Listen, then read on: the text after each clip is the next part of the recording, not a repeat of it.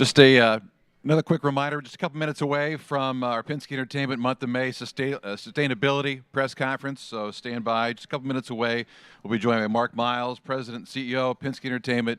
Of course, IMS President Doug Bowles and Glenn Johnson from Keys to Work. So stand by, just a couple minutes away.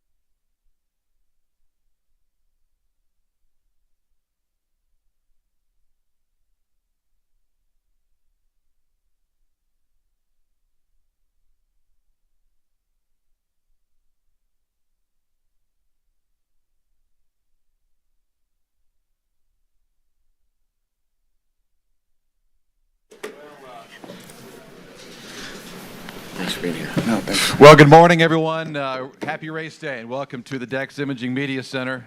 Before we get going, a couple of quick housekeeping items for everyone here in person.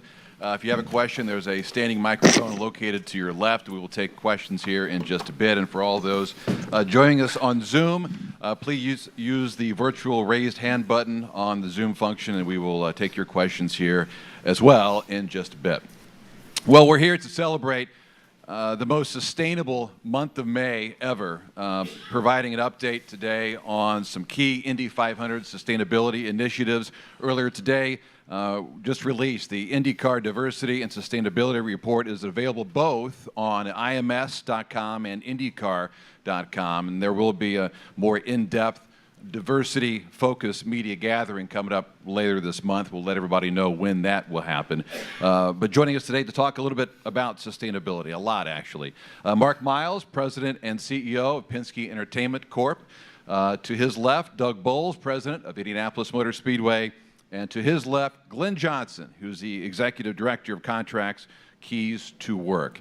Mark, good morning. We'll begin with you. Yes, we're at IMS, but really this is an initiative that began the season opening IndyCar race on the streets of St. Pete, well before that actually as well. If you can just kind of bring us up to speed, no pun intended, on the sustainability initiatives here in 2023. Thank you, David. Good morning, everybody. I'm happy to do that. Yeah. First, I just want to, again, emphasize the report. We're very proud of this, not just the fact of it, and that I think it's pretty thorough and clear and comprehensive as a way for you all to catch up on what we've done over the last considerable period of time, both with diversity and sustainability. So it's important to us, and I hope that you all will have a chance to absorb it. The report, well, today we're talking about sustainability, but the report is about both diversity and sustainability. And later, before the 500, in the next couple of weeks, we'll have a meaningful opportunity to talk specifically about diversity as well. So we're looking forward to that. Today, by the way, in terms of diversity, is a big day. We have the Indy Equity Collective, which is 100 chief diversity officers from around the state who are here enjoying the place, but talking amongst themselves about how they can advance the mission of diversity and equity and inclusion in our society, in our businesses. We have Force Indy racing, having raced. Miles Rowe ran in the USF Pro 2000 earlier today. I think ended up maybe fifth. And from like 10 a.m., just started through noon, out over by the museum, we have NXG Youth Motorsports doing an exhibition, a demonstration. It was really fun. We'll all go over there later and see these young people who are getting into racing in a big way and try to encourage them. So today's about sustainability, but there's a lot going on with diversity as well. And as I said, the report tries to talk about both. Listen, as you said, Dave, clearly this is the most sustainable May yet. We said that last year. We were just getting started. Like diversity, for us, there's no end game. This is a way of life. We get better all the time. We have more impact. We're more responsible. And so this is just an opportunity with you all here to mark some progress that's been made that we think is very significant. We think it makes sense, and maybe Doug will talk about this, to talk about sustainability in particular at IMS, because in our minds, sustainability obviously is about the environment and all, but it's also so directly related to innovation. And if this place stands for anything in addition to speed, in its history, it stands for innovation. So to us, it's a sort of perfect extension of our DNA and our history. And when we get into some more of the details, I think that'll be clear. There has been a lot going on with IndyCar this season. Maybe the most conspicuous thing is Shell giving us 100% renewable fuel, race fuel, which is terrific and really puts us ahead of the game to a great extent in motorsports and has been accomplished without any glitches whatsoever. The Firestone Firehawk race tire, the Waiuli rubber, we talked about last year. We showed it in the Pit Stop Challenge, and now, as you know, it's being used in IndyCar at all the street races, and I suspect that will continue to expand over time. We have a new tire, or a new mixture in the current tire for the 500. The chemical is called butadiene, but what I would say as a layman is we are recycling used plastic, consumer plastic, and that's now an ingredient in the tires that are out on the track for May, the black tires. So that's a collaboration between Shell and Firestone, an example of innovation and how important it is that our partners are totally committed to this journey with us, and we appreciate that. You know, we extended with NTT, and NTT has made no bones about the importance to them of sustainability, and they're involved with us and so far in behind-the-scene things like the programs, the trackers that allow us to keep tabs on our profile, on our carbon footprint and the like, which is foundational for these efforts. And I think maybe it's time to turn it over to Doug because he will talk much more about the IMS perspective on this, but we were very proud, again, to get the certification through the Council for Responsible Sport for the facilities in the event here. So that's just a short answer to your question. And are you going to introduce Doug, or do I turn it over to Doug? I'm not sure he needs an introduction here at Indianapolis Motor Speedway, but you know, Doug, he alluded to it a little bit about the venue-wide strides that have already been made, and to Mark's point, it's only the beginning, right, Doug? It is absolutely the only beginning point for us, and it's something that we've really been focused on the last few years. I do want to touch on something that Mark said before I answer your question. The diversity piece is super important to us. And if you have a chance and can go out and watch the NXG folks running over there, it's a really cool program that's been here at the Indianapolis Motor Speedway for over 15 years.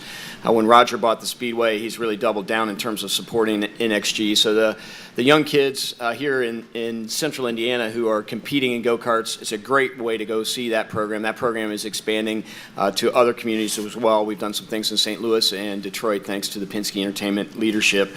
But it's a great way to get to begin to get young kids who might not think that the Indianapolis Motor Speedway is open to them, to give them an opportunity to come here and really understand what racing is about and connect in it firsthand. And Rod Reed, Coach Reed, does a great job with that program. So if you have a few minutes, I'd encourage you to walk over there. First, I want to say thanks to Shell and to Firestone for all of the partnership that they've really given us as we've started to walk through all of these sustainability components. It starts high level with Mark and everybody at the NTT IndyCar series, but it really hits home here as we start thinking about our sustainability. We have great partners in that respect. Having NTT re-up is a great one as well. The technology that we use here at the Indianapolis Motor Speedway to help our customers get in and the things that they can help us as we continue to think through sustainability is really important. I think most people know that when I speak, I usually speak from the heart, and it's pretty easy. There's so many things that have happened here at the Indianapolis Motor Speedway in the last year that I'm going to go from a few notes to make sure I don't miss anything, because it really is remarkable when you think about this 114-year-old facility and what we've been able to do to really focus on sustainability. And it really, one of the biggest things that you'll notice around here, and I know our teams notice as they pulled into the garages this year, we continue to think through all of our lighting and our LEDs. We're going to spend well over $250,000 this year on continuing to make sure that we're retrofitting everything that's outside that's not LED, our high bay lights that you see in some of our bigger spaces, and in the garage area with LED lights. One of the things we've heard over the last few years from our teams is the lighting is not perfect for them inside the garage area. So for us to be able to update those garages with new LED lights has gone over really, really well. It's also good from a sustainability standpoint. One of the things that Glenn and Mark and I have up here, we have these really cool aluminum cups, aluminum solo cups that if you're in our premium spaces, our hospitality spaces, and you're drinking beers, this is available to folks. It's recyclable. Our friends at Novelis, Penske Logistics, and Ball have really helped us in getting this out. I'm pretty excited about them, and hopefully at some point in time we'll be able to figure out how we use those at a few of our concession stands where some of our fans can drink their Miller Lite out of those and then take them home with them. Last year we really started a program focused on our food waste and even food that was not wasted yet. So some of our prepared unused food that are in the suites, we've been able to package that and send it to Gleaner's Food Bank where that's used. But we've also been able to start composting that food that was already used and taking care of it. Well, this year we're expanding that compost. We're composting our food, but we're also focusing on composting some of our pallets. So a lot of our wood pallets are now being composted. A lot of the grass clippings and the things that the facility guys pick up are starting to be composted. So we've really expanded expanded that program, which is pretty exciting. Glenn's going to talk a little bit more about the recycling part, but that's really where we engage our fans, is how do we get them to recycle? So when they're bringing those coolers in that are full of their Pepsi cans and their Miller Lite cans, how are we figuring out how we recycle those? And we've got a little bit of work to continue to do because we're trying to educate our fans on what's recyclable and what just is, it goes into waste. So Glenn can talk about that a little bit. I went by our merch shops on Wednesday, actually bought a couple shirts, wore one last night. We have some really cool recyclable clothes that are made out of plastic bottles. We first started doing that last year, but we've expanded that line. It's amazing how soft those shirts can feel. Just right outside the media center here, we have our electric-powered merchandise truck. Moves around, has a bunch of sustainable merchandise in it, so we're thankful to the partnership with our friends at Legends to continue to think through that. And when you check out at our merch stores, we have a fully recyclable bag that's made from plant-based materials, and you can tell when you pick it up, it's a little gritty and see-through. It's clearly recyclable. I'm excited about that because it was pretty strange when we were so focused on our efforts of sustainability, yet you were not getting a bag that was fully recyclable. So when you buy your stuff at the merch store, you'll pick those up. So happy to continue to do that. We've also worked with our staffing partner On Demand to really help us think about how we're recycling. So when you look at the thousands of cans that Rogers helped us put in around the Speedway over the last few years, the green, we keep Indy Clean recyclable cans, and in our black, we keep Indy Clean trash cans. On Demand really helps us start thinking about making sure that that stuff is sorted correctly. Then we work with Glenn and his team at Keys to Work, and we would literally go through and hand sort those things. So that's why we're trying to educate our fans on what's recyclable and what isn't, so that hand sorting process can be shorter and quicker. And then all of that, once sorted, it ends up going to the waste management facility where we are continuing to divert as much as we can from landfills. In addition to Keys to Work, one of their partner groups, the staffing arm called Recycle Force, we've actually encouraged them to help us, and they've been great at helping us with some of our bigger things. So the new pylon screens that you see, the structure's the same as last year, but all those video boards are the same. So Recycle Force has been great at helping us figure out how do we recycle things like those old LEDs? How do we recycle things like old radios as we transition out of the radios that so many people use here, as well as some of our electronic waste? So it really has been a big focus here. I'll leave you with one last point. I'm an old guy. I'm 56, and I remember growing up, it was about litter, right? You threw your things in a trash can because you wanted everything to look good. So you're trained always to do that. And it's amazing how when you put a recycle can out there, how easy it is to really think about litter, but also think about the recycling. What I was unsure about was how an older fan, somebody like me or older, was going to engage in our recycling. The number of people who've come up to me in the last year to thank Roger Penske and Mark Miles and everybody at Penske Entertainment for doing what we're doing on recycling and sustainability blew me away. So it isn't something that just young people are concerned about. Our fans who've been here 50, 60, 70 years, we're very, very appreciative of that. So I'm excited to continue to do it. I'm excited to engage with fans who are excited to help keep Indy and the Indianapolis Motor Speedway clean, but more importantly, recycle those things we can recycle. Great, Doug. And finally to Glenn, good morning. I know, as Doug just alluded to, we're all excited about having the opportunity to work with your organization, Keys to Work. Tell us a little bit about the mission, the values, and this new connection here with Indianapolis Motor Speedway. Absolutely. Thank you, Doug, for the introduction. And I first and foremost, I would like to thank Indianapolis Motor Speedway. Thank you all for having us. This new partnership is amazing. We're excited simply because this is something that we naturally have been doing for years. And so it fits right into who we are and what we stand for. So Keys to Work is a alternative staffing organization which primarily focuses on staffing the underserved communities, the homelessness, the at-risk young adults, the folks who are reentering society from the criminal justice system, just a plethora of individuals who are wanting to work and wanting to get back acclimated with the system. The same with Recycle Force, which is our partner.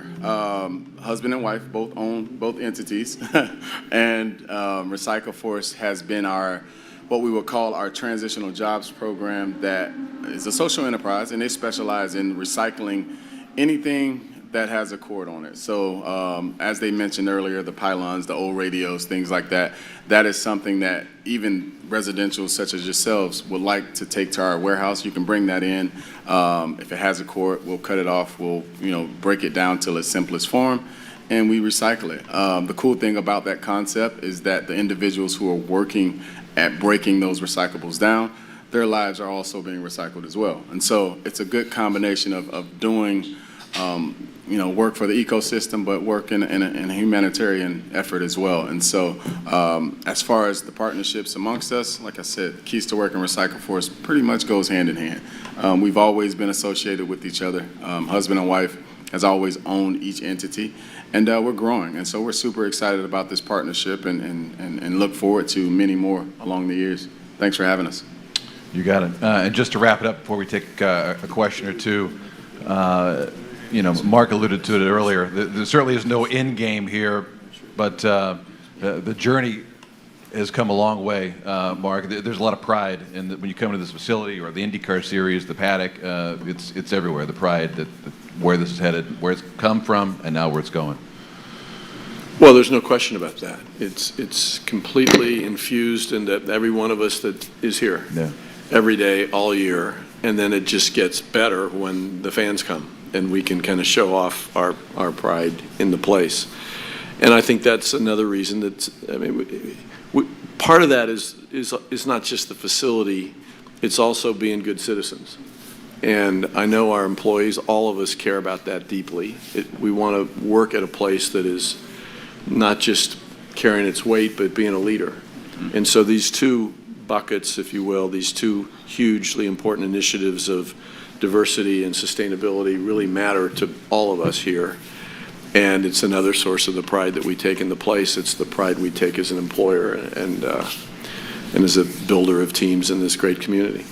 Again, we appreciate everyone joining us on Zoom. If you have a question, hit the virtual raise hand button, and we'll try to get it to you here in just a second. Thank you for your patience. Go ahead. Tucker White, SpeedwayMedia.com. I have two questions. This first one is for Mark and Doug. So as someone who comes from the NASCAR world, which I primarily cover, the idea of a TV blackout in a local market is all but verboten. So in a world where VPNs and social media exist, why does IMS and IndyCar continue the local blackout for the Indy 500? Well, it's a fair question, but not a new one. We've had this conversation for many, many, many years, and recently here in this community. We think this is a unique event. With our all due respect, and I mean with complete respect to our friends at NASCAR, at Indianapolis for the 500, we sell as many tickets in the 500 hours after this race, renewals, as they have at the Daytona 500 in total by the time they run the race. And that is in no way meant to be, like I said, we have complete respect for them. It is meant to emphasize how important attendance is to us, to the success of this event. We have to get people here as they have been here in growing numbers for many, many years. And so we're really clear-minded about the fact that for us, attendance is first. And this spectacle, emanates from the vibe here on race day with 300,000 plus people here. So I think that's unique.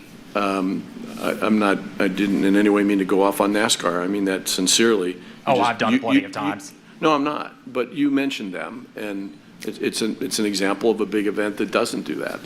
Most of us don't. That's why we do it, and I think it's a model that we intend to stay with. We also, I think, have demonstrated over the last few years that when getting people here is not an issue, either because it's COVID and we can't bring anybody here, or because it's the number of people that could come were limited, and we were definitely going to have that total here, then we do open it up. We like the idea that people can take it in, whether it's direct, linear, or streaming. But for now, that's our rationale, and it's important to us. All right. My second question for Doug.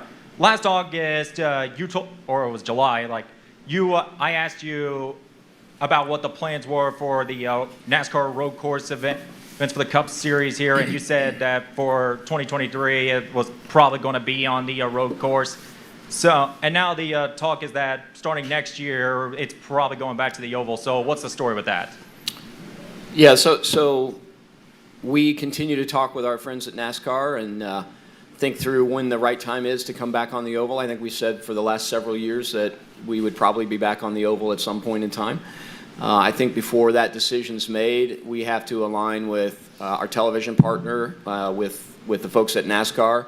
Obviously, if we're going to switch from the road course to the oval, we'll need to do some time with Goodyear because they'll need to figure out what kind of tire to bring here. They haven't been on this oval for several years now, so to be able to come here and think that through.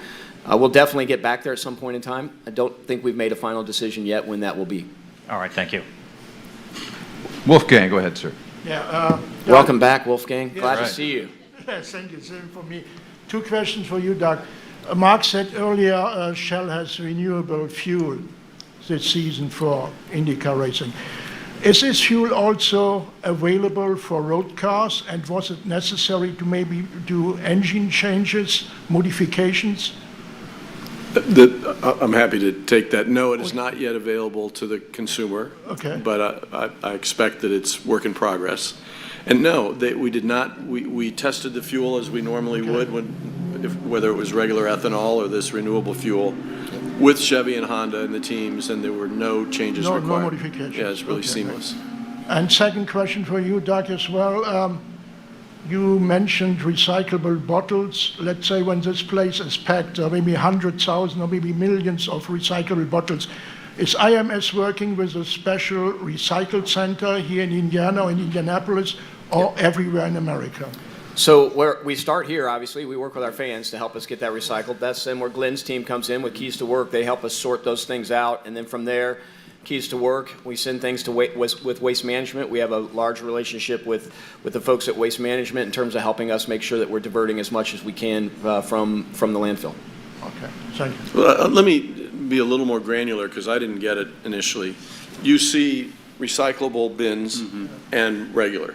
So the fans, we're asking fans to throw the recyclable stuff in the recyclables, but that's not enough. Once that's done, then we collect that material, and the staffing goes through that and sorts it again to make sure that the things which can be recycled will be recycled and separated from the stuff that's going to the landfill. So it's a whole nother level of investment and work to take the stuff that's put into the recyclable bins and make it appropriate for recycling. And that's happening real time. Like that's actually happening right now. If you go around to these collection sites, you will see staff members sorting through this, taking what we're going to recycle and shifting over trash to the actual trash bins as well.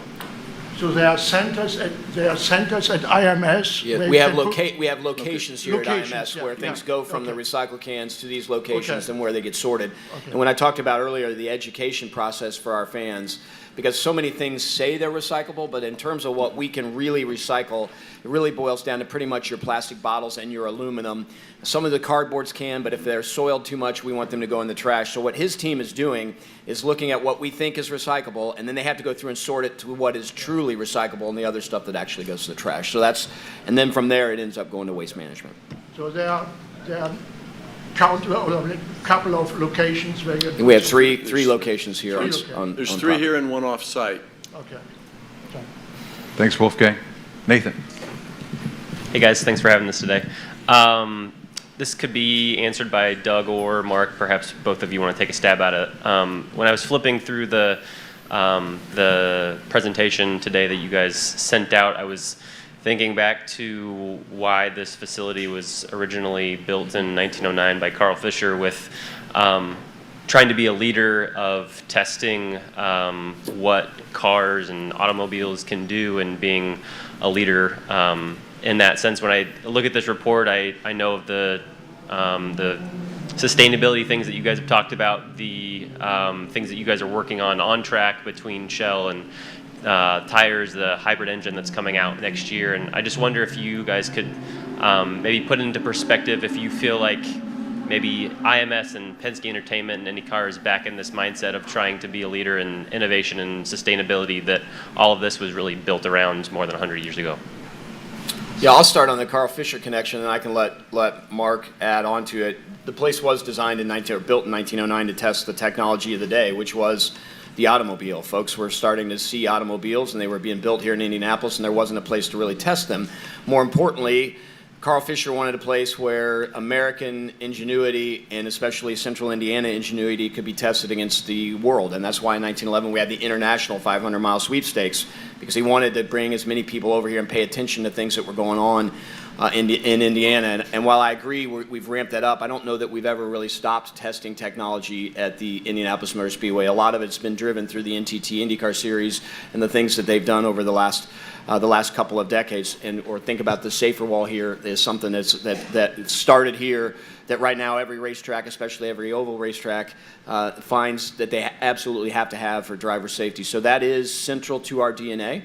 I think if you step back one step further, too, it's pretty central to the NTT IndyCar Series DNA, and Mark can touch on that, and even more so. I think it's central to what Penske Entertainment does and what Roger Penske does. So you see a lot of the things we're doing here are parallel with Roger Penske's organizations, with the NTT IndyCar Series and the Indianapolis Motor Speedway.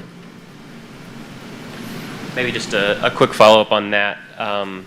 Do you both, Doug and Mark, do you feel like maybe there's more of a push towards sustainability and testing the limits from a technological standpoint with Roger's takeover of IMS in the series over these last 4 years? Are we seeing more of that than we might have under previous ownership?